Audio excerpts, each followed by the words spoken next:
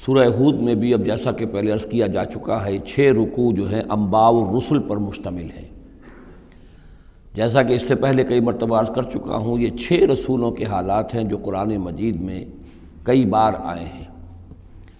سب سے پہلے حضرت نوح علیہ السلام، پھر حضرت ہود، پھر حضرت صالح، پھر حضرت لوط، پھر حضرت شعیب اور پھر حضرت موسیٰ علیہ السلام۔ تو یہ جو نقشہ آپ کے سامنے اس وقت موجود ہے، اس سے آپ کو اندازہ ہو جائے گا کہ یہ پورا یوں سمجھیے ارض القرآن ہے۔ یہ قرآن مجید میں جن رسولوں کے حالات آئے ہیں وہ سب کے سب جو ہیں وہ اس خطے کے اندر وہ مبعوث کیے گئے۔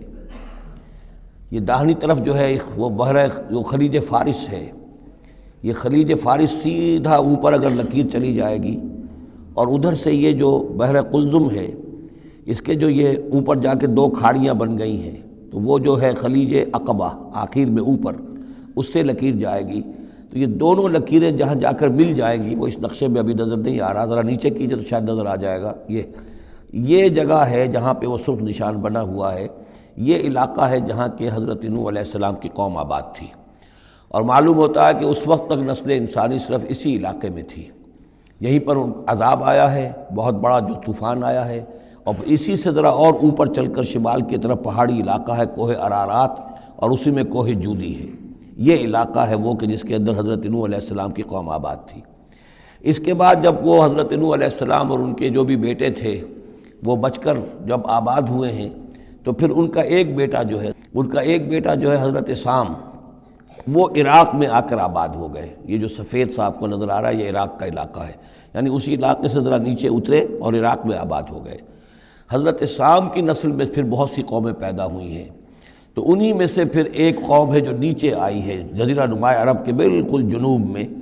یہ جو علاقہ ہے یہاں پر یہ قوم یہ احقاف کا علاقہ کہلاتا ہے، اور یہاں پر قوم ہود، اس قوم کا نام عاد ہے۔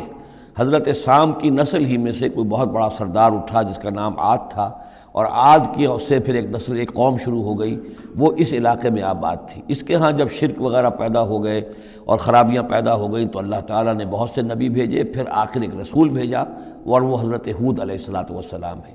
ان کی دعوت کو رد کیا، یہ ہلاک کر دیے گئے۔ یہاں سے حضرت ہود اپنے ان ساتھیوں کو لے کر نکلے، اور عرب کے تقریباً وہ وسط میں وہ علاقہ ہجر کا علاقہ کہلاتا ہے، اس علاقے میں آ کر آباد ہو گئے۔ یہاں ان کے ہاں ایک بڑی شخصیت ابھری جس کا نام سمود تھا، تو اس سے یہ قوم سمود مشہور ہوئی ہے۔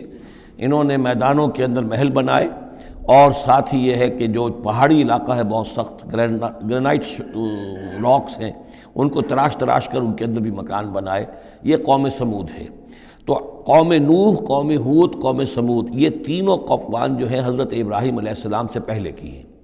اب پھر لوٹیے عراق کی طرف، عراق ہی میں جو قوم باقی رہی انہی میں حضرت ابراہیم علیہ السلام کی بعثت ہوئی ہے۔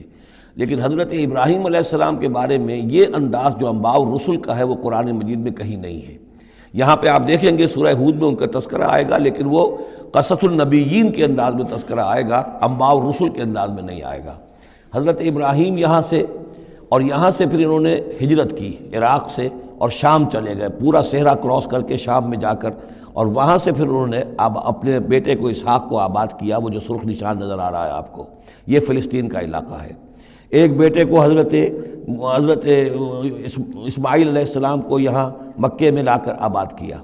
اچھا، اپنے بھتیجے جو حضرت لوط علیہ السلام ان کے ساتھ ہی آئے تھے، ہجرت کی تھی انہوں نے، عراق سے اور شام پہنچے تھے، ان کو بھیجا ہے بحیرہ ڈیڈ سی جو ہے، بحیرہ مردار، اس کے کنارے پر یہ شہر آباد تھے، عمورہ اور صدوم، وہاں بھیجا ہے۔ تو انباء الرسل کے ضمن میں پھر قوم سمود کے بعد ذکر آئے گا تو وہ قوم لوط کا آئے گا۔ البتہ حضرت ابراہیم علیہ السلام ہی کی ایک تیسری بیوی قطورہ، ان کی اولاد میں سے مدین نام کے بھی ایک تھے، اور ان سے جو قوم چلی قوم مدین، وہ خلیج عقبہ کے داہنی طرف جو ہے مشرق میں، یہ یہاں آباد ہوئے۔ یہ علاقہ ہے ان کا جہاں پہ کہ حضرت شعیب علیہ السلام کو بھیجا گیا۔ اس علاقے میں یہ مدین کا علاقہ ہے، اس میں حضرت شعیب علیہ السلام بھیجے گئے۔ اب یہ جو سینائی پیننسولا ہے، تو ادھر جو ہے مصر ہے، وہ دریائے نیل نظر آ رہا ہے۔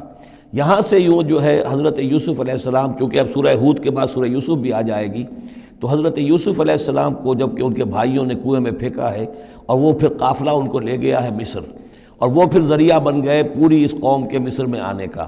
تو یہاں پھر حضرت موسیٰ علیہ السلام کی بعثت ہوئی ہے مصر میں۔ تو کل یہ علاقہ ہے کہ جن میں وہ انبیاء اور رسل جو ہیں مبعوث ہوئے ہیں کہ جن کا ذکر اکثر و بیشتر قرآن میں آتا ہے۔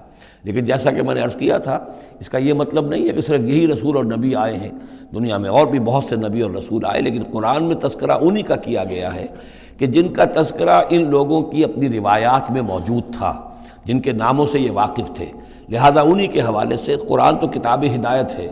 ویسے تو ایک رسول کے قصے میں بھی وہ ساری ہدایت موجود ہے، اور 6 رسولوں کے قصوں میں بھی وہ ہدایت موجود ہے۔ اس حوالے سے یہ کہ سارے رسولوں کی تاریخ بیان کرنا یہ قرآن مجید کا موضوع نہیں ہے۔